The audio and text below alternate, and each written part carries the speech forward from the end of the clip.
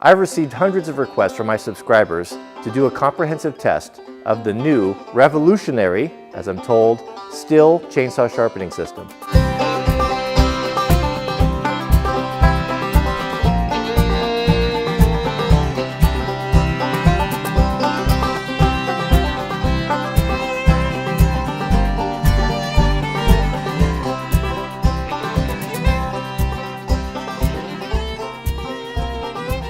Ever since the first chainsaws came out on the market, I think man has been looking for a simple, effective way to sharpen saws without having to have tons and tons of experience. It's not an easy thing to do, and if it's not done right, it is, well, the results are actually quite disappointing. I have worked for years and years to perfect my ability to hand sharpen saws with, well, you know, the more I do it, the better I get. So I started hearing rumors about this thing, I don't know, maybe 6 months ago or so. And I looked at it online, maybe it was a year ago. I looked at it online and I thought, oh yeah, here we go. More snake oil, another homeowner tool, some nonsense for, well, the non-professional. And, you know, I just completely dismissed it because it just looked kind of, well, it looked silly. To me, and I've seen lots of different ideas, and you know, you've seen the stuff from Oregon and the things that go on the bar and all this stuff, and I just have not found anything really as far as a hand filer that really was worth any time. So I continued to get more and more requests for it, and so I went on Amazon and I ordered one, and here it is. And it is, it does look kind of ridiculous. So let's break it down. So what we have here, I think they're calling it a 2-in-1. And what it claims to be able to do is it claims to be able to file not only the teeth, but the depth gauges. Some people misappropriate the name rakers. They're not rakers, they're depth gauges. And from what I see here, this file in the middle, which is obviously proprietary, I've never seen a file like that before, a flat file, is intended for the rakers. Here we have the third file for, of course, the other side. So if we could flip the tool, then we can file both sides. So that is basically it. The saw I'll be filing today is my new 461 with the 32-inch bar. So that is a factory steel chain that I've not sharpened it yet, but I've ran it a fair amount and it is time to be sharpened. So let's jump into it and see what happens. So let's talk briefly about what we're trying to accomplish right here. Okay, we got a couple elements to the chain and the depth gauge, or some people call the rakers. If you look at this from the side, you'll see that this tooth is angled towards the rear. It's angled backwards. And the cutting point is this prominent, this point right there. Now, when a chain is filed properly, this should be, I would call it sticky sharp. You know how a cat's claw is, how it just is so wickedly sharp? It should feel like that stickiness on your finger. And I can feel that the edge has been knocked off slightly from use, and doesn't have that sticky sharpness. Now when the chain is new, this height and this height is perfectly set. They're matched. So this controls how far this cuts. If these are too short, the chain will take out too much wood and it'll bog the chainsaw down. It won't work properly. If this is too tall, then this goes skimming along the top of the kerf, not allowing the tooth to cut. So what happens when you sharpen is that this angle changes and it drops. Now, if you don't address the height of this depth gauge, then your chain is not going to cut well at all. So those of us who have filed for a long time know that you can file this a couple times, and then every 3 or 4 times you file, you need to take these down. And it's kind of an arduous process, and you end up filing the chain twice, and it just is kind of a drag. What this Stihl tool is claiming to do is to do these two things simultaneously. Now, if that's possible, I am all about that. I would love to be able to, I just dread this process because, you know, once you file the chain, then you have to go back and, you know, all that stuff. So that's kind of what we're doing, or that's what we're going to see. Now, I've filed one by hand here just to demonstrate. You'll be able to see here. This is what it looks like when you take the depth gauge down. Now, I have ran the hand file across here, I made 4 strokes on there, and if I feel that, that is cat's claw, sticky, sharp. And you can see there that I have also taken down that raker. You can see how it's got that shiny flat spot on it right there. Now that's at the proper depth versus this one here that is unfiled. We can see Now that comes up to the point. That's the factory edge. So let's see what we can do here. Did I mention I was skeptical about this? Well, let's see here. Okay, so right off the bat, so here's the idea. So do you see that shape right there? What steel is telling us is that that is the optimal angle to file this chain. But if I contrast that with what's actually the angle on the factory chain, if you look on there, you can see this has not been filed. This is a factory steel chain with a little laser mark on there delineating the angle that is not even close. I don't know where the conflict is right there. I mean, that right there, I don't know what that is, but that is steep. I've never filed chains that steep before. I always go something like this. And I don't know what is up with that, but that's not very promising. But no matter, it doesn't really matter. I'm not going to really pay attention to that anyway, so I don't really care.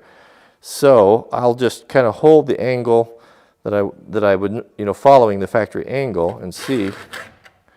And I'll do four passes here. Sorry, I'm a little bit jerky. I'm in a bad angle because of the camera tripod. Okay, so what do we have here? So that was 4 angles. So indeed, it has taken down, that's kind of cool actually.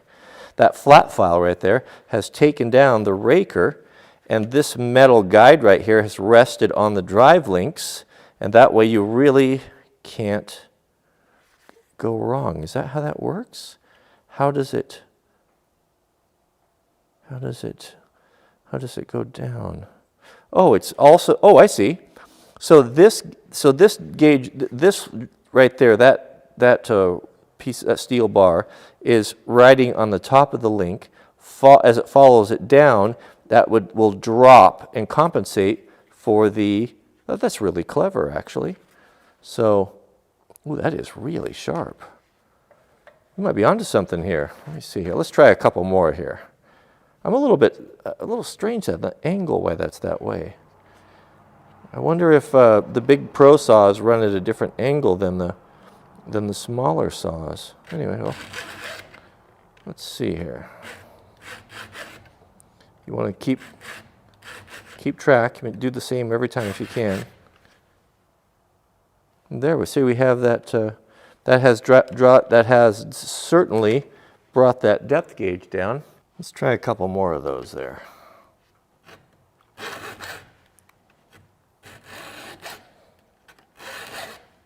Boy, those are nice files.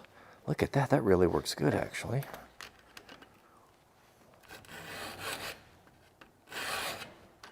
Boy, those are really nice files.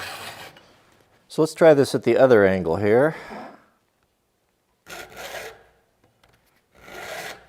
Kind of getting the hang of it. It just takes a little bit of getting used to. It's actually really good because I can see the laser mark right between the guide. It can be really accurate this way. Boy, those are good files. Now on the backstroke, I'm not filing. I'm just taking the pressure off and moving it forward a little bit.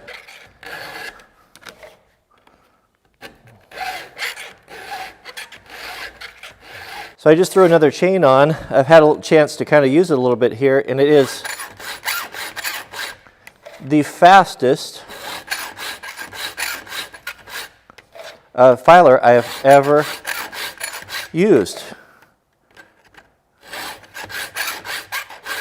It's really good. Let's take a close-up look here at the depth gauge and the cutting tooth. You can see, well, you can't see, but it's very, very sharp. We've got a nice file there, a nice deep gullet. Not too deep, not too shallow, something that's really hard to do by hand. You end up pushing too hard and cutting down in here in the drive link, or up too high and you don't have the right gullet. It takes all of that guesswork out. We've got, at the same time, not only do we have a nice filed tooth there, but we've got our raker, or depth gauge that's been set at the proper depth. I mean, it's brilliant.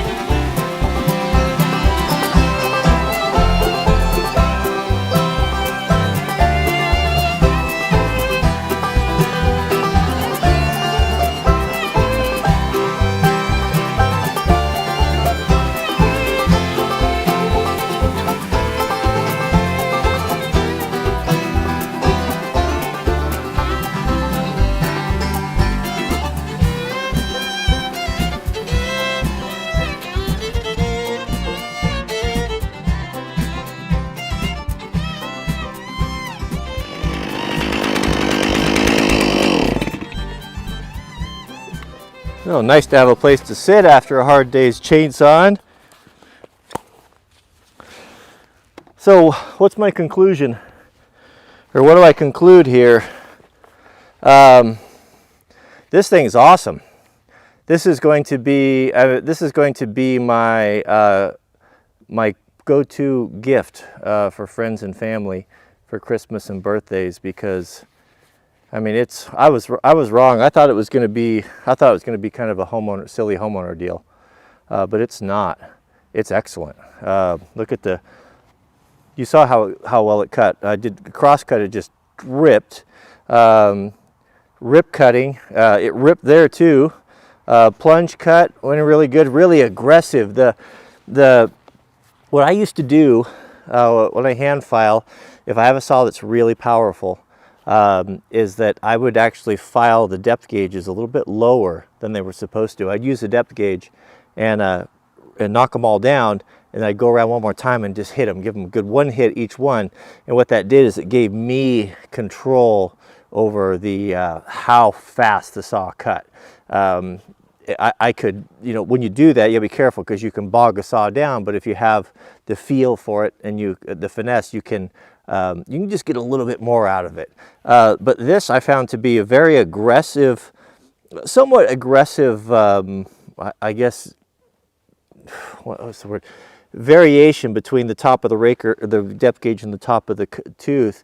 But even when I pulled hard on it and I bit the dogs into it, it was great. It was right in there. It wasn't. I thought maybe they might have, you know, defaulted kind of on the lighter side, but it's really good. It's really good. I can't see any downside apart. It's kind of heavy, kind of a heavy thing with all the steel rods, but you know, I mean, you're getting rid of a bunch of tools too. You're getting rid of your raker gauge, depth gauge. You're getting rid of your extra flat file, extra handle. You've got 2 files in here, so it's going to go a long way. So that's really nice. So you can go out and, you know, you're only cutting with 1 file per side, so they're going to last twice as long. So for me, like on a wildland fire, now, as you know, I'm super selective about what I'm going to take out there with me. Am I going to take this? You bet your life I'm going to take it. I'm getting rid of all that other stuff. This is really, really good. Thank you, Stihl. Thank you for coming out with such a innovative piece of kit here that makes our life easier, and I think it simplifies the sharpening process. I think it's pretty much idiot-proof. It's really built well, and man, it's about time, isn't it? Well done indeed. I like that. All right, thanks for watching, and we'll see you guys on the next video. So your chainsaw shavings are going to tell a story. They're going to tell a story, just like on your crosscut saw, on what's right and what's wrong with your chain. Got 2 shavings here. We'll start with these are the crosscut shavings, and that is good. Look at these long old bits. That chain was just ripping, a whole bunch of them. In this, you see big chunks of wood. You don't see too much small stuff. You don't see a bunch of sawdust. You've ever had a dull chain, you'll see just sawdust coming out the back. But look at that. Look at the size of that chip right there. That is a properly filed saw that is just, I mean, that's cutting good right there. I like that. I think that the depth gauges, or the depth gauge setting on that tool is deeper than the factory chains. I don't remember seeing big torn out chunks like that, and yet it didn't bog the saw down, as you saw right there. That's the best of both worlds right there. I like to see that. Here we have on the other side, we've got this is a ripping cut. Now we're cutting with the grain instead of across it, and what we see here are these long noodles here. Look at the length of those things. It's just tearing out massive pieces of wood, big old globs of it. But just look at that right there. That'd make some nice Easter egg basket stuff. that is really, really good. So we can analyze this and see that indeed the saw is really cutting. And this is what type of wood is this? This is lodgepole pine right here. Man, that smells good. Good. Dry, very, very dry, taken out of the desert, standing dead after a wildland fire. But man, I'm happy with that. That's beautiful.